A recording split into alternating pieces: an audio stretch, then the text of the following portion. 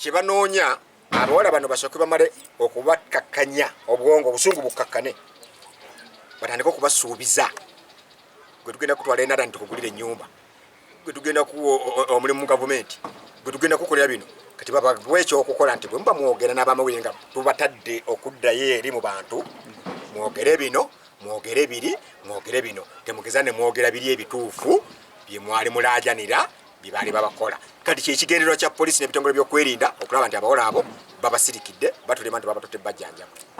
Kakati ku nsonga ya maama wa bano abawala Nandawula ababadde wa Brian White abatulugunyizibwa ekyo gwoyinza okukirowooza nti tekisoboka maama kukyusa bigambo kisoboka mu Uganda ya leero.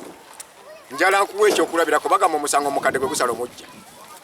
Wano waliwo honorable gwe baali bayita Nibanda eyafa mu ngeri etategerekeka.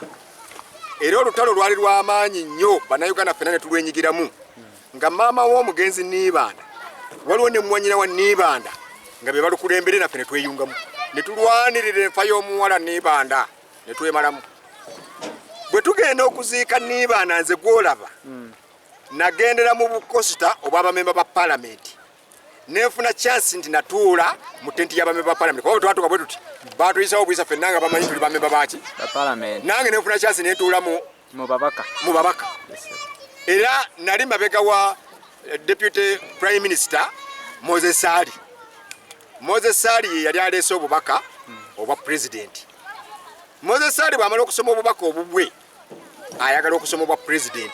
Nze gwolaba olutalo luwalabya epalisa nga tugenze okuzika Nibanda nze nalutandika nze natandika nendekanira Moses Sali nga nsizira ku bigambo bya maama Nibanda byabadde akola ki byabadde ayogera ne mwanyina wa Nibanda nze kenyini nze natandika nendukuma mwomuliro nenga totunyumiza wano bya President Museveni nga Muhammad Dutulaga nti ateye mukyama yali mubino ne mukazi we temutumanyira wano nenkwata akatebe nekakasuka mu bbanga obutebe ne butandikira nze kati SF sibi kibona ne bajja okunkwata abantu bonna ne bamalirira ne baliyingira mu lutalo obutebe ne bwitinga n'amayinja ne gayitinga nano ekidala kyona ne kitabuka era mama wa Nibanda wamulaba ng'alemenera ku motoka ya prime minister bagala omuntu sagende ku helicopter we yali eparkinze n'agiremera ne mu maaso n'agikuba panayomba okufiirawo owulira naye kikwewuunyisa President Museveni bwe okuzika bwe kwagga wayita wiiki n'akwata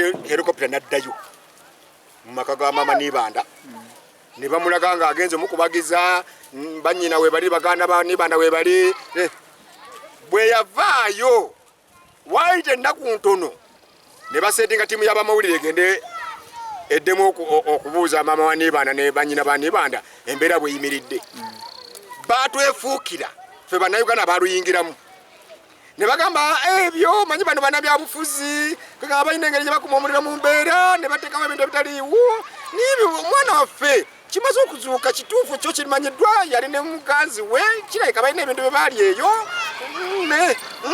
n'abasawo bamaze okuprovinga bano banabafuzi bo batema ebigambo ku bantu omukulembeze tayinza kukola ekyo ne batwefuukira ne batulekayo ddala singa nali nfiiriddeyo olutalo olwo nga bwenkukalize nti nze nalukumamu omuliro singa nafiirayo nali sifiiridde bwe mbaga n'olwekyo okusinziira ku ekyo reference eyo gye nkulaze nti maama wa Nibanda yatulekayo ng'ate be baatukumamu omuliro nga batulaga nti Janet ne Museveni bamanyi okufa kwa Nibanda muwala waabwe bamanyi okufa kwa mwanyinaabwe ne tulukumamu omuliro oluvannyuma nga Museveni azzeeyo n'abalaba mu kubakubagiza okutoyinza kumanya yabakubagiza na buzito ki obuzito obwo bwe yabakubagisaamu obwo bwakyusa olulimi kati n'olwekyo noono maama wa Nandawula era mulabe siye mugagga ali awo nkukakasa maama wa bano ba Nandawula bano be batulugunyize wa Brian White abaana bano banaagenda okudda mu mawulire nze nina essuubi nga bamaze okubatereeza bulungi ne maama bajja kuba bamaze omukola ki omutereeza asobole okumanya statement zino zeyaleese mu mawulire ojja kweresanga nti abawala boogera birala nga ne maama ayogera birala nga tebakyayogera biri nze nkulagulira wano Uganda eno girabye nakirabira ku kufa kwa Nibanda n'enjiga abantu kyobulaba nze kati sirutadde munyo n'amaanyi olw'okuba kiri nakiraba kati okiwala n'olwa Brian White sirutadde munyo maanyi gakola gali awo kuba kimanyi abawala abo ke baavajjeyo ne batatuwa bamawulire mu bwangu nnyo banaagenda okudda amawulire ne sitole ejja kubanga ekyuse ng'eyogera birala. Webale nnyo ssebo webale dda. Kale munna. Siibula abalabi bo. Bannayuganda mwenna nga mbasiibula. Nsaba Katonda nannyini ggulu. Oyo akakkanya abeegulumiza. Akakanye emitima gy'abo n'obwongo bwabwe abalowooza nti bagenda okweyambisa embeera eya coronavirus bagufuula omugano okugufuula ebyenfuna.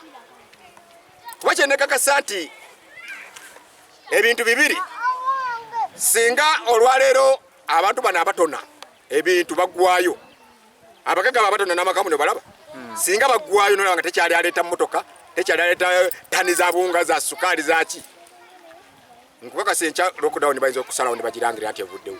Abo ate kati balinga abamu ku batukola ki?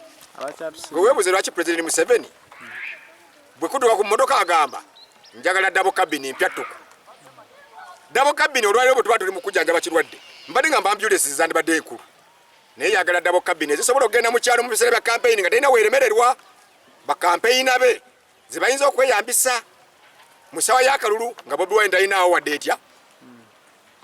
President Museveni n'adduka n'okugamba nti mwaba Airtel ne MTN abadde bawa service nga mugamba abantu nti okuwithdrawinga money n'okusendinga tubawadde offer mu biseera bya COVID, abantu baavu tubawadde offer ya bwereere tebagenda bakyajinga. N'abagamba anezo muzikonvantinge mu mmotoka, muzimbe mu mmotoka double cabin mpyattuku. Gwe notamanya nti double cabin ezo zirina mulimu mulala gwe zigenda kukola. Kati nolwekyo kyengamba nti singa abo balekeraawo okugaba ojja kulaba lockdown ng'evaawo. Kyakubiri ne bamalawo okukola ekyamagero ne bagamba nti okulonda kwa mwezi gujja kuwedde, wiiki eddako lockdown evaawo.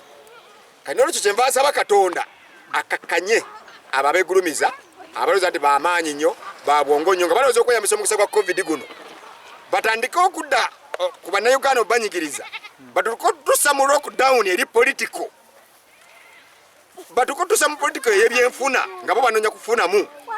Nsaba Katonda abakakkanya abaswaze bapange nga naye apanga, bamalirize nga bannayuganda singa banatuuza mu lockdown etaliiyo, bannayuganda beeyiyiza amagezi tuva tutya mu lockdown eno singa ddala enaabeera nga etandise okufuuka ya byabufuzi, kulemesa political rallies, etandise okufuuka ya byanfuna, kukunganyizamu mamotoka ge baneyambisa mu campaign, n'emmere gye banaagabira abantu mu campaign nga gye banoonyamu nga bagijje mu bannayuganda batona.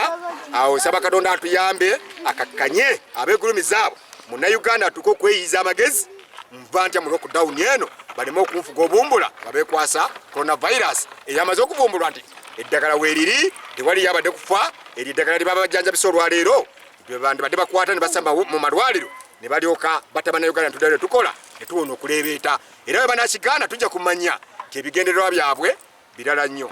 Ssaabasajja Kabaka awangaale.